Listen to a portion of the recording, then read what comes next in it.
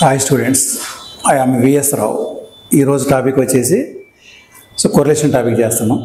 మన already chapter చూడండి, ఒకసారి హైలైట్ ఇచ్చాను నేను ఇక్కడ క్లియర్గా. ఫస్ట్ వన్ వచ్చేసి కార్ల్ పియర్సన్ కోఎఫిషియంట్ కొరిలేషన్. అది మనం ఒక 4 వీడియోస్ వేసాం క్లారిటీగా. అజ్యూమ్డ్ మీన్, యాక్చువల్ మీన్ క్లారిటీగా ఉంది. తర్వాత సెకండ్ టాపిక్ వచ్చేసి స్పియర్స్మెన్ ర్యాంక్ కొరిలేషన్ అండి. స్పియర్స్మెన్ ర్యాంక్ కొరిలేషన్. ఫస్ట్ది ఎప్పుడు కూడా మన కార్ల్ పియర్సన్ అనేది క్వాంటిటేటివ్గా ఉంటుంది, ఇది క్వాలిటేటివ్గా ఉంటుంది. మీకు అర్థమయ్యేది చెప్పాలంటే, ఫర్ ఎగ్జాంపుల్ ర్యాంక్స్ అంటే ఇప్పుడు ఒక టీవీ షో నడుస్తుంది. టీవీ షోలో ఫర్ ఎగ్జాంపుల్ సింగర్స్ ఉన్నారు. ఒక పర్సన్ ఫర్ ఎగ్జాంపుల్ సాంగ్ అయిన తర్వాత అతను జడ్జిగా 3rd ర్యాంక్ ఇచ్చారు. ఇంకో పర్సన్ ఎంటర్ అయిన తర్వాత 2nd ర్యాంక్ ఇచ్చారు ఇంకో జడ్జి. అట్లా బ్యూటీ కాంటెస్ట్ కానీ లేకపోతే మార్కులు కానీ. సో మనకు వచ్చి క్వాలిటేటివ్గా ఉన్నదాన్ని ఇచ్చేదాన్ని మన ర్యాంక్ కొరిలేషన్ అంటారు. ఈ ర్యాంక్ కొరిలేషన్ ఎవరు ఫైండ్ అవుట్ చేశారంటే స్పియర్స్మెన్ అని. అందుకే దీన్ని చూడండి, మనం ఏం రాసాము ఇక్కడ, ఆర్ఎస్ అని రాసామని. అంతకుముందు ఆర్కే రాస్తున్నాను. ఆర్కే అంటే కార్ల్ పియర్సన్, లేకపోతే ఆర్ కూడా రాయొచ్చు. ఇక్కడ ఆర్ఎస్ అంటే స్పియర్స్మెన్ ర్యాంక్ కొరిలేషన్. ఇది ఉస్మానియా యూనివర్సిటీకి లాస్ట్ బిట్ అండి. ఇది 13 బిట్ గుర్తుపెట్టుకోండి. దీంట్లో ఛాయిస్ మొత్తం కూడా ఈ చాప్టరే ఉంటుంది. 12+4 16 కంపల్సరీగా ఇస్తున్నారు. ఒకటి కార్ల్ పియర్సన్ ఇస్తారు, 13Aలో 13Bలో ఇది ఇస్తున్నారండి. ఎగ్జామ్లో మనం ఏది కూడా మనం ఒకటే అటెంప్ట్ చేయాలి, 2 అవసరం లేదు. చూడండి, ఇక్కడ ర్యాంక్ కొరిలేషన్ అనేది 2 టైప్స్ ఉంది. ఇక్కడ ర్యాంక్ కొరిలేషన్ అనేది 2 టైప్స్ ఉంది. When ranks are given, ranks given. తర్వాత when ranks are not given అండి. ఫస్ట్ మీరు ప్రాబ్లం ఐడెంటిఫై చేయగలగాలి. ర్యాంకులు ఇచ్చారా ఇవ్వలేదా తెలియాలి మనకి. ఎట్లా తెలుస్తుంది చెప్పండి. ఫర్ ఎగ్జాంపుల్ 10 పర్సన్స్ పార్టిసిపేట్ చేశారు. Automatic ranks 1 2 3 4 5 in this way ఉంటే ఆటోమేటిక్గా ranks given in the problem అండి. అట్లా కాకుండా ఫర్ ఎగ్జాంపుల్ 10 పర్సన్సే పార్టిసిపేట్ చేశారు, మనకు 40 50 60 ఇస్తే అవి మార్క్స్ ఇచ్చినట్టు. ఆ మార్క్స్ని మళ్ళీ మనం ర్యాంకులోకి కన్వర్ట్ చేయాలని గుర్తుపెట్టుకోవాలి. ఇప్పుడు ఒక పర్సన్ వచ్చారు, ఫర్ ఎగ్జాంపుల్ డ్యాన్స్ నడుస్తుంది టీవీ షోలో. ఆ డ్యాన్స్కి ఇతను అవుట్ ఆఫ్ 100కి 90 మార్కులు ఇచ్చారు. ఇంకో పర్సన్కి 80 మార్కులు ఇచ్చారు. ఈ 90 అనేది ర్యాంక్ 1 అవుతుంది, 80 అనేది ర్యాంక్ 2 అవుతుంది. దాన్ని ఏమంటారు, when ranks are not given అండి. మళ్ళీ నాట్ గివెన్లో మళ్ళీ అగైన్ 2 టైప్స్, అన్ఈక్వల్, ఈక్వల్ అండి. మళ్ళీ ఫర్ ఎగ్జాంపుల్ 3rd పర్సన్ వచ్చారు. 3rd పర్సన్ కూడా ఈ గాట్ 90 మార్క్స్ అండి. For example first person got 90 marks, 3rd person also got 90 marks అండి. మరి 1 ఎవరికి ఇవ్వాలి, 2 ఎవరికి ఇవ్వాలి, దాన్ని ఏమంటారు, ఈక్వల్ అంటారండి. అది మళ్ళీ మనం ఆ టాపిక్ వచ్చినప్పుడు చేద్దాం. ఫస్ట్ అయితే మనకి ఇవి ఉందండి. ర్యాంక్ కొరిలేషన్ అనగానే 2 టైప్స్ గుర్తు రావాలి. When ranks are given, when ranks are not given. Not గివెన్లో అన్ఈక్వల్, ఈక్వల్ అండి. అన్ఈక్వల్ అంటే ఇచ్చిన ర్యాంక్ రావద్దండి. మళ్ళీ ఫస్ట్ ర్యాంక్ ఒకరికే ఉండాలి, 2nd ర్యాంక్ ఒకరికే ఉండాలి, 3rd ర్యాంక్ ఒకరికే ఉండాలి. దాన్ని ఏమంటారు, అన్ఈక్వల్ అంటారు. అట్లా కాకుండా సేమ్ మార్క్స్ పర్సన్కి వచ్చినప్పుడు దాన్ని ఏమంటారంటే ఈక్వల్ అంటారు. ఫర్ ఎగ్జాంపుల్ మనం ఒక ప్రాబ్లం తీసుకుంటున్నాం. ఇక్కడ ఓన్లీ కొరిలేషన్ అంటే మీరు గుర్తుపెట్టడం కార్ల్ పియర్సన్ చేయండి. ఎగ్జామ్లో ర్యాంక్ అనే పదం వాడినప్పుడే మీరు ర్యాంక్ కొరిలేషన్ గుర్తు రావాలండి. ఇక్కడ చూడండి, మనకి ఇచ్చారు ప్రాబ్లంలో మన కొరిలేషన్ 5 అంటే 5th ప్రాబ్లం ఈ చాప్టర్కి. Calculate rank correlation from the following అన్నారండి. Rank correlation from the following అన్నారు. ఫస్ట్ ఏమి ఇచ్చారు, ranks in accounts, ranks in statistics అండి. ఇక్కడ ర్యాంక్ అని ఇచ్చారు కాబట్టి మన ప్రాబ్లం చాలా ఈజీగా ఉంది. ర్యాంక్ ఇవ్వకపోయినా ఇక్కడ చెప్పండి, హౌ మెనీ పర్సన్స్ పార్టిసిపేట్ చేశారంటే అకౌంట్ సబ్జెక్ట్లో మొత్తం 10 పర్సన్స్ అకౌంట్స్ రాశారు. తర్వాత స్టాటిస్టిక్స్ కూడా 10 పర్సన్స్ ఉన్నారండి. ఇక్కడ how many numbers are given చూడండి, 1 3, ఇక్కడ 5 ఉంది, 6 ఉంది, ఓవరాల్ 10 ఉన్నాయండి. This is called as ranks given in the problem అండి. అట్లా కాకుండా ఇక్కడ 10 ఇచ్చి ఇక్కడ 40 ఇక్కడ 50 ఇస్తే ర్యాంక్స్ ఆర్ నాట్ గివెన్ అండి. ఫస్ట్ మనం ఇవాళ నేర్చుకుంటున్నది ఫస్ట్ ఏంటంటే ఈ వీడియోలో వెన్ ర్యాంక్స్ ఆర్ గివెన్. మీరు ఈజీగా ఐడెంటిఫై చేయొచ్చు ర్యాంక్స్ అనేది. 1 2 3 4 5 అట్లా ఇచ్చారంటే ర్యాంక్స్ ఇచ్చినట్టు. ఇది ఫార్మాట్, చిన్న ఫార్మాట్ చూడండి ఎట్లా ఉందో.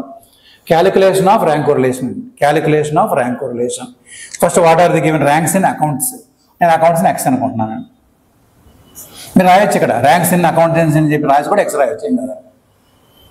తర్వాత దీంట్లో మనకి ఎట్లా ఇచ్చారు, ఆయన సీరియల్ నెంబరే పెట్టారు. 1 2 3 4 5 6 7 8 9 10 అండి. ఇది గివెన్ అండి, గుర్తుపెట్టుకోండి. నేను చెప్పే టాపిక్ ఎప్పుడు కూడా ఇట్లా టిక్ పెట్టినట్టు అది ప్రాబ్లం గుర్తుపెట్టుకోవాలి. నెక్స్ట్ వై అండి. వై అంటే ర్యాంక్స్ ఇన్ స్టాటిస్టిక్స్ అని మీరు పైన రాసి కూడా రాయొచ్చు, ఏం కాదు. Y also given in the problem. ఇతను ఫస్ట్ ర్యాంక్ ఇస్తే అతను వచ్చిన ర్యాంక్ 3rd అండి. అట్లా 3rd rank, sorry 1 first rank, 3rd rank, 5th rank, 6th rank, 7th rank, 4th rank, 8th rank, 10th rank, 9th rank, 2nd. ఇక్కడ మీకు idea వస్తుంది చూడండి. Total how many persons participate? 10% participated. ఇక్కడ ఒకసారి formula రాస్తే మీకు ఏం చేయాలో ఏమి నీడో మనకు తెలుస్తుంది చూడండి. చిన్న ఫార్ములా నేను RS అని రాస్తున్నా.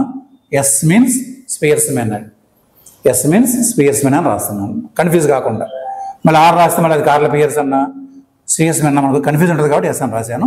ఫార్ములా వచ్చేసి 1 - 6 అండి. ఇది 6 sigma d square by n³ minus n అండి. 1 - 6 sigma d square by n³ minus n. మనకి n అంటే అంతకుముందు వీడియో చెప్పినట్లు n అంటే నెంబర్ ఆఫ్ పేర్స్. ఎన్ని పేర్స్ ఉన్నాయండి? మొత్తం 10 ఉంది.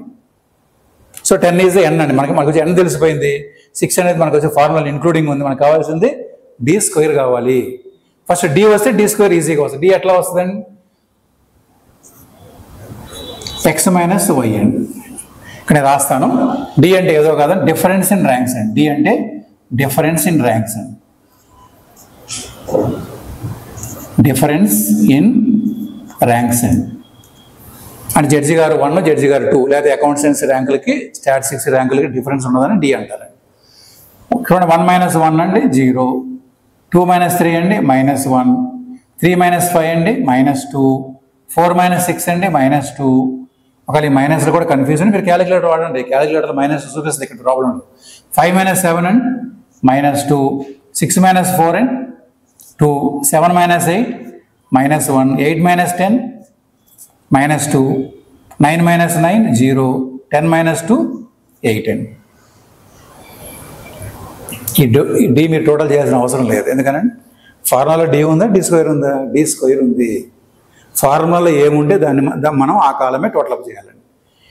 ఇక్కడ d స్క్వేర్ అండి. కొంచెం మీకు అర్థం కావడం కోసం రాస్తున్నా. d స్క్వేర్ ఎట్లా వస్తుంది? d ఇంటూ d, ఇందాక x స్క్వేర్ లాగా x ఇంటూ x లాగా, y స్క్వేర్కి y ఇంటూ y లాగా, d స్క్వేర్కి d ఇంటూ d అండి. మీరు మళ్ళీ అదే ఫార్మాట్ గుర్తుపెట్టుకోవాలి. మళ్ళీ చెప్తున్నాం ఒకసారి. మైనస్ ప్లస్ అండి, ప్లస్ ప్లస్ ప్లస్ ఏనండి. ఒక మైనస్ ఒక ప్లస్ ఆపోజిట్ డైరెక్షన్ ఉన్నప్పుడు మైనస్ వస్తుంది. ఇప్పుడు జాగ్రత్తగా ఉండండి. ఇదేముంది ఇక్కడ? 0 అంటే 0 అండి. ఇప్పుడు -1 ఇంటూ -1 అండి. మైనస్ క్యాన్సిలే కదా, 1 అండి. -2 ఇంటూ -2, మైనస్ క్యాన్సిల్, 2 ఇంటూ 2 4 అండి. అగైన్ 2 ఇంటూ 2 4 అండి, 2 ఇంటూ 2 4. ఇక్కడ మీరు ఒకటి మైనస్ మర్చిపోయినా ప్రాబ్లం లేదండి, ఎందుకంటే స్క్వేర్ అప్పుడు వెళ్ళిపోతుంది కాబట్టి 4 1, 2 ఇంటూ 2 4, 0 ఇంటూ 0 0. ఇది ఒక్క టోటల్ చేయాలి మీరు. సిగ్మా d స్క్వేర్ అండి. అవసరం లేదు, క్యాలిక్యులేటర్ అవసరం లేదు కదా. 1 + 4 5 + 9 13 17 18 22 టోటల్ అండి. Apply the formula. Simple. Apply the formula.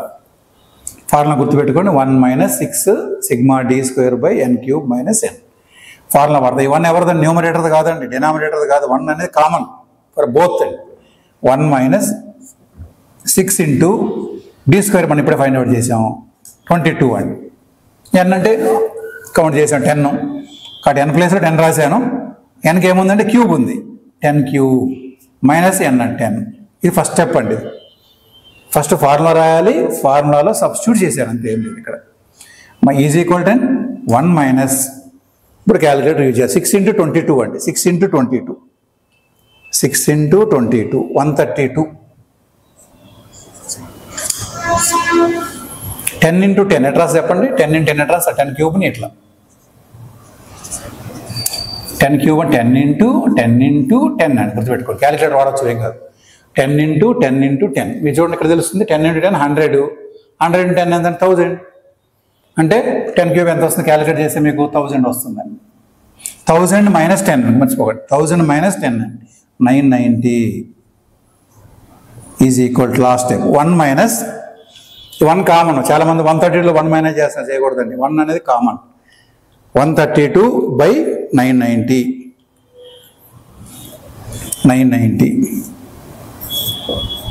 0.13 అండి. కానీ ఆన్సర్ వేరే వచ్చారు, మరి చూద్దాం ఒకసారి. 1 3 5 6 7 4 8 10 9 సమ్ టైమ్స్ ఆన్సర్ రాంగ్ ఉండవు. చూద్దాం ఒకసారి, చేద్దాం ఒకసారి. 1 2 3 10 1 - 1 0, 2 - 3 -1, 3 - 5 -2, 4 - 6 -2, 5 - 7 -2, 6 - 4 2, 7 - 8 1, 8 - 10 2, 9 - 9 0, 10 - 2 8 అండి. స్క్వేర్ అప్ చేస్తే 1 4 4 4 4 1 4 అండి.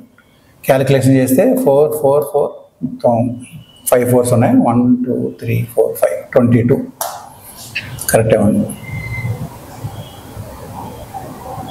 22 కరెక్టే ఉందండి. సో ఇక్కడ 10 ఐటమ్సే కాబట్టి 10 క్యూబ్ అంటే 1000 అండి.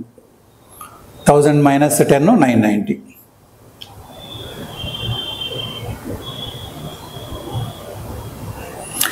132 - 990 0.13 అండి. So answer is the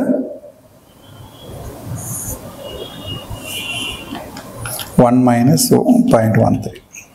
answer ఇది 0.87 అండి. ఒకసారి మీరు చెక్ చేయండి, మరి మీరు కూడా అక్కడ ఆన్సర్ అనేది 0.87 అండి. అంటే రేర్గా పంకజలో ర్యాంక్స్ ఉండవు, ఎప్పుడన్నా ఒకసారి ర్యాంక్ వస్తుంది చూడండి. 87 అండి. ఇది కూడా మీరు గమనించాల్సింది ఏంటంటే మనకి ర్యాంక్ కోరిలేషన్ కూడా చాప్టర్ అంతానండి. చాప్టర్ అంతా కూడా మనకి ఏముందంటే కోఎఫిషియంట్ ఆఫ్ కోరిలేషన్ అండి. ఇది కోఎఫిషియంట్ అంటే 1 అని చెప్పాను. అది కార్ల పియర్స్ అన్న కానివ్వండి, స్పియర్స్మెన్ అన్న కానివ్వండి, ఈ చాప్టర్లో ఏదైనా కానీ 1 లోపు ఆన్సర్ రావాలి. 1 దాటి వెళ్ళిందంటే మనం ఎక్కడ క్యాలిక్యులేషన్ పాటు రాంగ్ చేసినట్టు లెక్క. ఎగ్జామ్లో మీరు కొంచెం వేరు కూడా రాయాలి. వేరు రాస్తే మార్క్స్ వస్తాయండి. వేరంటే ఇట్లా అండి, మీరు ఏమనుకుంటున్నా రాయాలండి. ఆర్ఎస్ అంటే ఏమనుకున్నాం మనం, స్పియర్స్మెన్ అంటే రాస్తే ఏమవుతుందంటే స్పియర్స్మెన్ ర్యాంక్ కోరిలేషన్. మార్క్స్ ఖర్చు కాకుండా మనకు వచ్చి 12 మార్క్స్ వస్తాయి. డి అంటే ఏంటంటే డిఫరెన్స్ ఇన్ ర్యాంక్స్, ఇది రాయాలి అక్కడ. డి అంటే డిఫరెన్స్ ఇన్ ర్యాంక్స్ అండి. ఎన్ అంటే నెంబర్ ఆఫ్ పెయిర్స్ అండి, నెంబర్ ఆఫ్ పెయిర్స్ అండి. డి అంటే డిఫరెన్స్ ఇన్ ర్యాంక్స్ అని రాయాలండి. ప్రాబ్లం ఇట్లా నీట్గా చేస్తే మనకి 12కి 12 ఇస్తారండి. సో కార్ల పియర్స్ అనకంటే సమ్టైమ్స్ ఇది కూడా ఎక్కువగానే ఇస్తున్నారు. ఇది మనకు చాలా ఈజీగా టైం తక్కువ పడుతుందండి. ఇదేంది, ఏ ప్రాబ్లం అండి ఇది? టైప్ 1 చేసి 7 ర్యాంక్స్ ఆర్ గివెన్. ర్యాంక్స్ డైరెక్ట్గా ఇచ్చినప్పుడు ప్రాబ్లం ఏముంటుంది, టోటల్ 4 కాలమ్స్ ఉంటుంది. XY ఆయన ఇస్తారు. మీరు ఏదన్నా ఈ చాప్టర్ ఫస్ట్ దాన్ని X అనుకోండి డినోటెడ్ బై, సెకండ్ దాన్ని డినోటెడ్ బై Yగా మీరు ట్రీట్ చేయండి. X - Y ఏమవుతుంది, D అవుతుంది. D² కావాలంటే ఏం చేయాలి, D ఇంటూ D చేయాలండి. మీరు నెంబర్ ఆఫ్ ప్రాబ్లమ్స్ చేసే కంటే ఫార్మాట్ మైండ్లో ఉండాలి, ప్లస్ ఫార్ములా మైండ్లో ఉండాలండి. అప్పుడు మీకు చాలా ఈజీ అనిపిస్తుంది. ఇట్లా ఒక 2 యూనిట్స్ మీరు గట్టిగా నేర్చుకున్నా మీకు 32 మార్క్స్ వస్తాయండి. పాస్ మార్క్ 29 కదా. కాబట్టి ఎవరు ఫెయిల్ అయ్యే అవకాశమే లేదు. కొంచెం ఫాలో అవుతే, మన వీడియోస్ ఫాలో అవుతే మీరు 100% పాస్ అవుతారండి. ఈ బయట వాళ్ళందరూ కూడా మన దగ్గర ట్యూషన్కి వస్తారండి. ఇక్కడ మన ఇన్స్టిట్యూట్ ఎప్పటి నుంచో ఉంది కాబట్టి చాలామంది సబ్జెక్ట్ వైజ్గా ఇక్కడ మనం అన్ని సబ్జెక్టులు చెప్తాం కాబట్టి financial accounting 1, 2, advance accounting, business start 1, 2, corporate accounting, income tax, cost accounting, advance management చాలా ఉన్నాయండి సబ్జెక్టులు. మొత్తం 10 సబ్జెక్ట్స్ ఉన్నాయి. వాళ్ళు ఒక్కొక్క సబ్జెక్ట్కి మనకి 5000 పే చేస్తారు.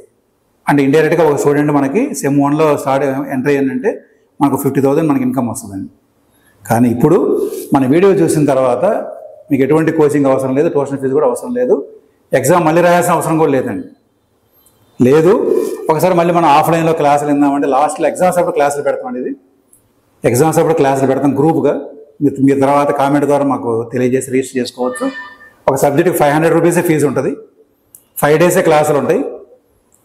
ఒక క్లాస్ వచ్చేసి 5 అవర్స్ ఉంటుందండి. ఒక యూనిట్ వచ్చేసి 5 అవర్స్ ఉంటుంది. 5 యూనిట్స్ ఒక 25 అవర్స్ అండి. చేస్తే మీకు అవుట్ ఆఫ్ 80కి 70, 80 కూడా వచ్చిన రోజులు ఉన్నాయి. అది మీ హార్డ్ వర్క్ బట్టి ఉంటుంది. ఇంకా ఎక్కువ మార్కులు రావాలి, మ్యాక్సిమం మార్కులు రావాలనుకుంటే మీరు క్లాసులు కూడా అటెండ్ కావచ్చు. ఒక సబ్జెక్ట్కి 5 డేసే క్లాసులు ఉంటాయి. ఫీజు కూడా 500 ఉంటుంది. అది మీరు ఆ తర్వాత ఎగ్జామ్స్ అప్పుడు నేను వచ్చేసి ఒకసారి అనౌన్స్ చేస్తాను, గుర్తుపెట్టుకోండి. పాస్ మార్క్ అయితే మనకు వీడియో సరిపోతాయండి. పాస్ మార్క్ క్లాసులు ఏం అవసరం లేదు. ఒక 2 యూనిట్లు క్లియర్గా మీరు విన్నారు, ప్రాక్టీస్ చేశారంటే పాస్ అయిపోతారండి. తర్వాత ఈ ర్యాంకులు గివెన్ దాంట్లో మళ్ళీ చూడండి ఇక్కడ ఇచ్చే నేను ఒకసారి మీరు ట్రై చేయండి. ట్రై చేసి నాకు ఫర్ ఎగ్జాంపుల్ కామెంట్ రూపంలో మీకు ఎవరికైతే ఆన్సర్ వచ్చి ఆన్సర్ పెట్టండి నాకు. అది చూడండి ఇక్కడ ఏముందో, 2 judges in a beauty competition rank the 12 entries as follows అండి. అక్కడ మాకు బ్యూటీ కాంటెస్ట్ నడుస్తుంది సార్. డయాసిస్ మీదకి స్టేజ్ మీదకి 1 పర్సన్ వచ్చారు. జడ్జి ఏ గారు వచ్చేసి ఈ కార్నర్లో ఉన్నారు, జడ్జి బి ఆ కార్నర్లో ఉన్నారు. ఆయన టెస్ట్ ప్రకారం ఏం చేశారు, ఫస్ట్ పర్సన్కి ర్యాంక్ 1 ఇచ్చారండి జడ్జి ఏ. జడ్జి బి అంటే 12th ర్యాంక్ ఇచ్చారు, లీస్ట్ ర్యాంక్ లాస్ట్ ర్యాంక్ ఇచ్చేసారండి. అంటే ఎవరు టెస్ట్ ప్రకారం అండి ఇది. తర్వాత ఇతను 2nd ర్యాంక్ ఇస్తే ఇతను 9th ర్యాంక్ ఇచ్చారు, 3rd ర్యాంక్ ఇస్తే 6th ర్యాంక్ ఇచ్చారు. ఇక్కడ ర్యాంకులు ఇచ్చినట్టే ఇవ్వనట్టు, ర్యాంకులు ఇచ్చినట్టేనండి ఇక్కడ. ఎందుకంటే 12 మెంబర్స్ మనకి పార్టిసిపేట్ చేశారు కాబట్టి ఇక్కడ 12 మెంబర్స్ చూడండి. లైన్లో ఉండవండి. 1 2 3 4 1 to 12 నెంబర్స్ అనేది మనకి ఉన్నాయి ఇక్కడ. దీన్ని ర్యాంక్స్ ఇవ్వడం అంటారండి. అట్లా కాకుండా మనకు మార్క్స్ అనుకోండి 40లో 50లో 60 తెలిసిపోతుంది మార్కులకి, మనం ఈ టాపిక్లో అర్థం అవుతుందండి. కాబట్టి ర్యాంక్స్ ఇస్తే ప్రాబ్లం చాలా ఈజీగా ఉంది. 4 కాలమ్స్, ర్యాంకులు ఇచ్చినా ఇవ్వకపోయినా ఫార్ములా మాత్రం ఇదేనండి. 1 - 6 సిగ్మా d² / n³ - n అండి. అది మీరు ఫార్ములా గుర్తుంటే ప్రాబ్లం ఈజీగా ఉంటుందండి.